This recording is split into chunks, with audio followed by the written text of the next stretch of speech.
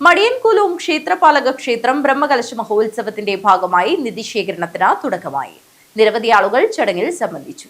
മടിയൻകുലം ക്ഷേത്രപാലക ക്ഷേത്രം നവീകരണ പുനഃപ്രതിഷ്ഠ ബ്രഹ്മകലശ മഹോത്സവം ഏപ്രിൽ 17 മുതൽ 23 വരെ തീയതികളിലായാണ് നടക്കുന്നത്. ബ്രോഷർ പ്രകാശനവും ആദ്യ ഫണ്ട് ശേഖരണവും നടന്നു. ഉത്തര കേരളത്തിലെ പ്രസിദ്ധമായ ശ്രീ മടിയൻകുലം ക്ഷേത്രം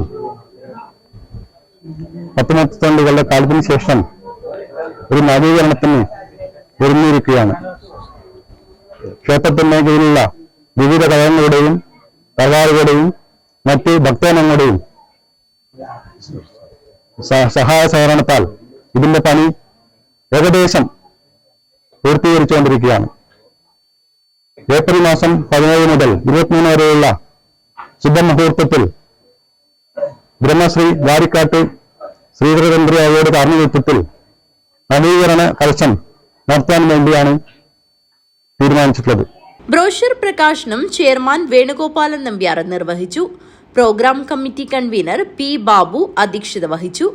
ഫണ്ട് ഉദ്ഘാടനം സുരേഷ് പുറവുങ്കര, ആലത്തടി മലൂർ തറവാട് കമ്മിറ്റി ഭാരവാഹികളായ രാജഗോപാലൻ, ലോഹിതാക്ഷൻ നായർ, സുമംഗള, ശാരദ, ജിഷ്ണു, ജയദേവൻ എന്നിവരിൽ നിന്നും സംഭാവന സ്വീകരിച്ച് വേണുഗോപാലൻ നായർ നിർവഹിച്ചു.